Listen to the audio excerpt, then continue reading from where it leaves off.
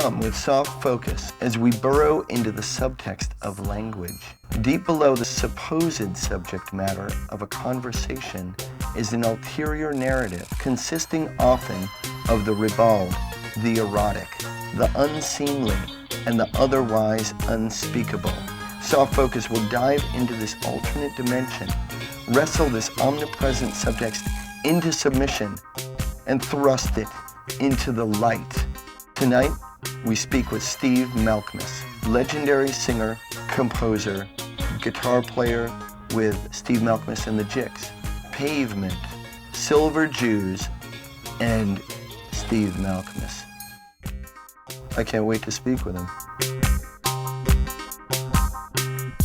Soft focus.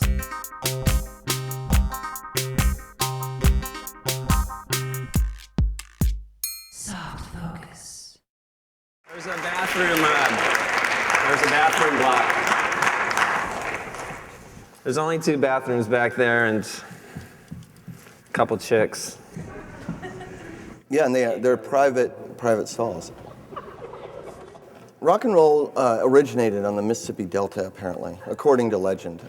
Your hometown, Stockton, California, is used by Hollywood to approximate the Mississippi Delta in films such as Bound for Glory, Cool Hand Luke, Flubber. I have a Bound for Glory story for you, quick one. There's it's about Woody Guthrie and the twins. Check out the shirt. Mike Fellows got it for me. Oh. Kind of looks like a Suede album cover, but they had some children, Woody Guthrie's children in it, and they had one of the children were neighbors of mine in California. They were twins, and that's when I found out that you have to have twins in Hollywood for the child labor laws to play, so they can work longer. Wow. But back That's to your crazy. story. But anyway, I was wondering if you growing up in this kind of faux Delta. Mississippi Delta had anything to do with your own affection for rock and roll. Well, no, but we do have a man-made waterway in Central California. It's like Holland or something there. They made land where there was no land. It was called Mudville. I didn't know that they used some of those movies there, but the musical ferment that I grew up in that made me like music in Stockton was more just like hardcore punk rock of like 1980 to 82. I mean, that's why I'm here talking to you, was because that happened. Before that, I was a fan of new wave and heavy metal and stuff, but then that was like the local thing, and bands actually came to Stockton to play, like Dead Kennedys and DOA. That's what led me to really think that I could do it, and that's why I joined a band at that time. An older guy told us that we should be called the Straw Dogs because there was this movie with Dustin Hoffman in it, and that it was really menacing. Yeah. And it had dog and straw. Yeah. And he was actually a high school substitute teacher. They're the coolest. Yeah, that was kind of befriending us younger, kind of cute guys that, not to say, No, it's true. every young guy is cute, probably. That's not true. Yeah. At any rate, the early hardcore days were a weird time. They were kind of Grotesque. yeah, they were smart. They were like intellectual kind of guys, and they were thug. Yeah, it's very Hammer, that's want true. to kill people guys, and sexually ambiguous guys, and very few girls of any sort. And skateboarders. I wanted to ask you if you are from California, but then you go south. California, Virginia, New York. Virginia. My dad went to school there. It was the only good school I got into. So I ended up there. Yeah. Charlottesville. And that was a nice town. A lot of bands from your area would kind of go there on their way to Richmond. But so you lived in Dixie. It's not really Dixie there. Oh, it it's is. kind of, well, yeah, but Charlottesville's kind of northern, and plus the school, it's filled with Northern Virginia people, which they're not southern. Well, what you don't understand is that Virginia was the seat of the Confederacy. Jefferson well, Davis, Robert E. Lee. Richmond. Yeah, but so, there's a Battle of Bull Run. All the battlegrounds are in the northern part of Virginia. I'm just telling you what the vibe was like there. It wasn't so, people said y'all, but there was like a hoagie shop with New Jersey style things, and there was like New York guys with, there was me, there were Jewish people, there were like liberals even, a few. Yeah. So it was kind of like a college town, I guess is what I'm saying. Yeah. But yeah, it was southern, and I took in some of that. It got hot in the summer, humid, and there was heat lightning. Oh yeah? And like you could sometimes you leave a pack of cigarettes out, and like if you left one out, it would get so wet you couldn't smoke it. Wow. That's how humid it was. That's how southern it was. Yeah, southern, and there were lightning bugs and lightning, things we don't have out here. It's a conundrum, because on one hand, or particularly the music of your old group, Pavement, on one hand it seems like a continuation of the tradition of West Coast melodic music like the Beach Boys and things like that, but then maybe it's part of the Southern tradition like Let's Active and Big Star. Yeah, well, REM and Big Star and those groups would be influential to what we were. I mean, when Pavement started, it was it really grew out of major label type acts like Violent Femmes, Echo and the Bunnymen, and REM. But it really started in New York City in this 1990. There was this kind of scene in New York that was really like rich kids playing thug rock or something. I lived there when the band started, and we were, had a California and Dinosaur maybe a little bit, like melodic side, and it was kind of soft and hard at the same time. It was hard to get welcome. I didn't know anybody there, and it was a little bit intimidating because this band seemed so mean. Yeah. Like Helmet and STP and Unsane and Pussy Galore, kind of like. Actually, a lot of those groups turned out to be nice people, even though they were really like, I'm tough. Yeah. People use the word indie. Mm-hmm. What do you think of that word?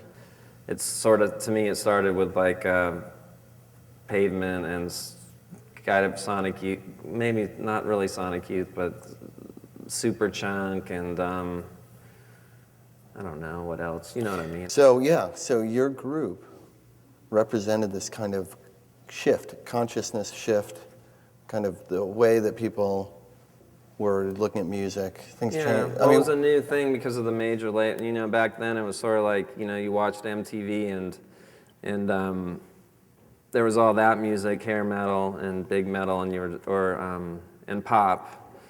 And so there was a philosophical, choice that like that was all evil. Yeah. There was a subculture which, Nation Ulysses was part of, and it was kind of all growing there in like 1989 to the time when Pavement came out into the mainstream, I guess. But. Yeah. For an American group to be successful, the British have to elect them. Do you agree with that? Well, I don't know what you mean by elect. You mean they have to pick pick it. Christen it. I mean, we're so close to them in so many ways. We're so tied to them. We need them to explain our foreign policy to Americans. Yeah. They always get Tony Blair or somebody to come over and say, well, the Iraq War is very necessary. In order I know. Yeah. Yeah, why do Americans love a British accent? It's kind of, I don't know. It's cute, I guess. It just is kind of, it's a little bit of the other, but not very much of it, Yeah.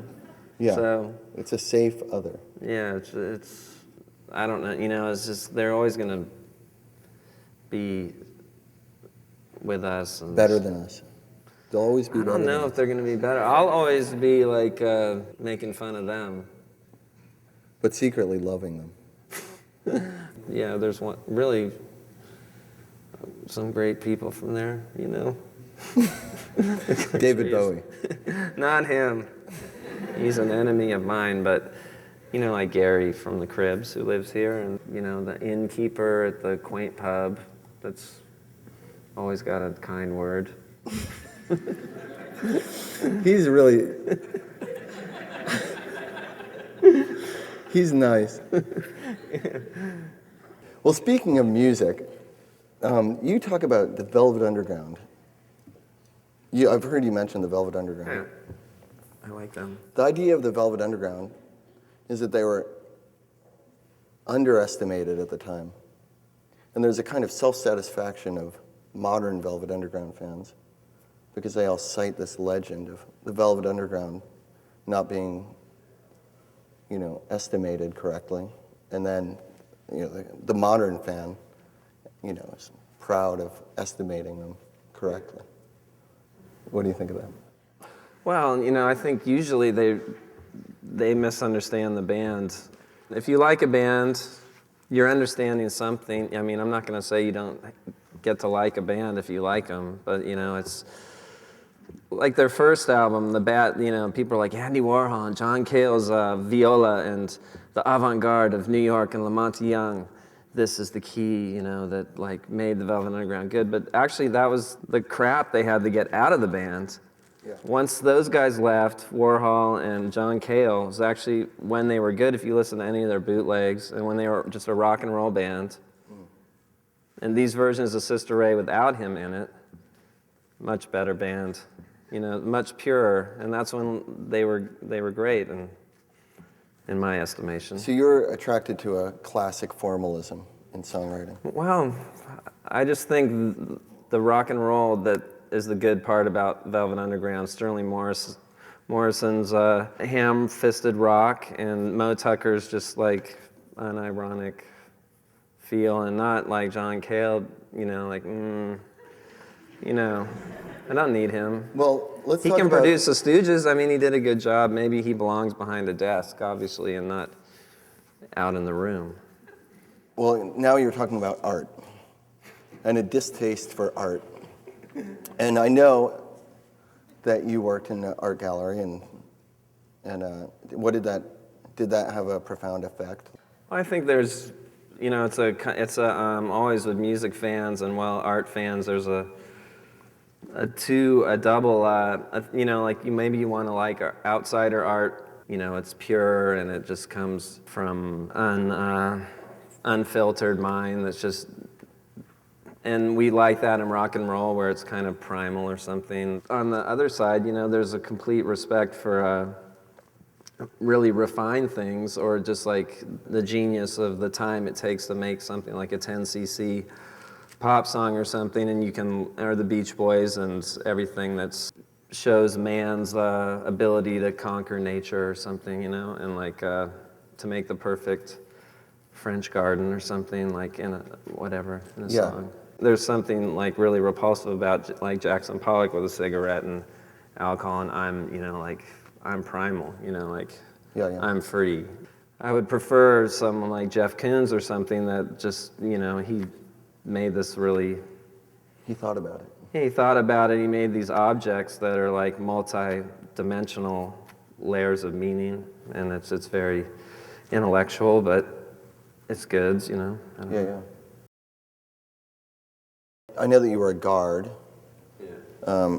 So do you see yourself as a guardian of art? No, the guards at a museum just, you know, they're just killing time. You don't really see yourself, you're just earning your check to go out and get a burrito afterwards. You know, pay your wage. So not really like, there was a mix at that museum of, I don't know, people that had been there for a long time. There was a little Jehovah's Witnesses clique, and there was a primarily Trinidad but Caribbean island group, and there was then there were like the people they called the Young White Guards. I was one of them, and obviously, and they were kind of like artists and slackers. And the one time that there was a tragedy at the museum I worked at, which was the Whitney Museum, was when a guard like wrote a note to his girlfriend on a Willem de Kooning painting, and they blamed the guards They don't know how hard it is to show people where the bathroom is and to know code 1, code 2, code 3. Yeah. Code 1's bathroom. Yeah.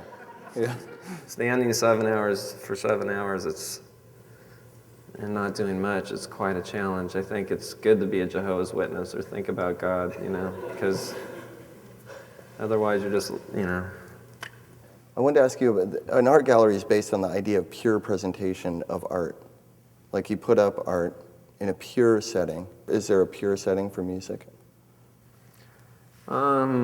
Certain clubs, I guess, but the art galleries are just there to sell art. They're not really that white wall and stuff. I don't know. When I think about the best shows I've seen, it's not going to be like U2 at the Norma Dome or something, even if they're good. When I saw Nation Ulysses at Maxwell's, that was great. It's like you're more direct. Saw a million great shows at Maxwell's in New Jersey, but maybe Maxwell's is the most pure presentation. it can be great. I want to ask you about, you talk about shredding. Not very often. Well, yeah, but you mentioned shredding, like the idea of shredding. And I'm wondering about, like, in the milieu that you're part of, is that like a perversity, or is it just a genuine love for shredding? Well, I don't know. Shredding is kind of a pejorative term, and it's kind of got a metal edge to it, and I don't really like metal. So you don't really shred? Not really. I mean, we're pretty melodic. We're like West Coast. We rock with some bent notes, and I guess it could be shredding or something, but not like. Yeah.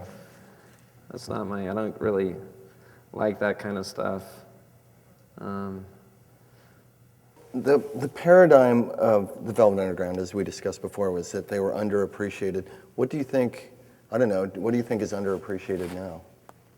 Now it's hard for me to tell. I'm in one of those phases where I don't really know about what is now. The last 2 years of high school, kind of through college, I just liked current bands. And then the last 2 years of college, it was like, I like Can or something. Yeah. Back to again, so when Pavement started, I was kind of into My Bloody Valentine or some other new band, I can't really remember. And then, so I don't really know. And then it's been 17 years of just liking Can.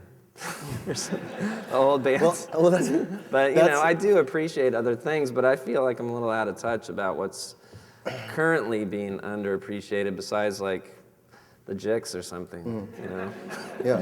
But there's still good new groups, and I don't know what's real or not, just like I didn't before exactly. But I felt like I did for like a couple of years there. Well, to talk about real, let's talk about real. So I know that you're a basketball fan. Moving to Portland, did you embrace the Blazers? Actually, I was a Washington Wizards fan for the last 3 years. I have a crush on Caron Butler. Yeah, Caron Butler. Yeah, I just think he's great. So cute. His eyes. He's got a lot of heart. Almond eyes. It's really cute. But the Blazers, when I first moved here, there was kind of a, they had a reputation for being mean and just, they kept getting caught for smoking weed, which most players don't, they just know how to, have a handler, keep the weed somewhere else. Do you think it was PR stunts? Maybe because Portland is very liberal and just, hands off, it seems like, in so many things. Maybe the management was too, they just didn't say, hey, don't. And we went to see Greg Oden play the other day. He's a first round draft choice, and there was this love for him that was like this raw love, no judgment. We just love you. Yeah. And the game was like a Harlem Globetrotters game, my bass player said, in that we beat Chicago 100-50, and there was behind the back alley-oop jams, throwing shots backwards, and they were going in. Yeah. So I was like, this is a new era here, and it felt really weird. Yeah. I want to ask you, so you like Caron Butler, and you watch him, and you're watching him, and I like him too, but do you ever think I care so much about this guy and what he's doing, and he probably doesn't have a single Jicks album. Nobody in the NBA does, I think, you know. Yeah, they have such bad music. They're probably, you know, Steve Nash, he's probably, you know, you'd think he would be the best chance, and he probably just likes Maroon 5, you know. So he's like the most avant-garde guy out there. But I'll tell you, Manute Bol was a Pavement fan. Oh, really? Yeah.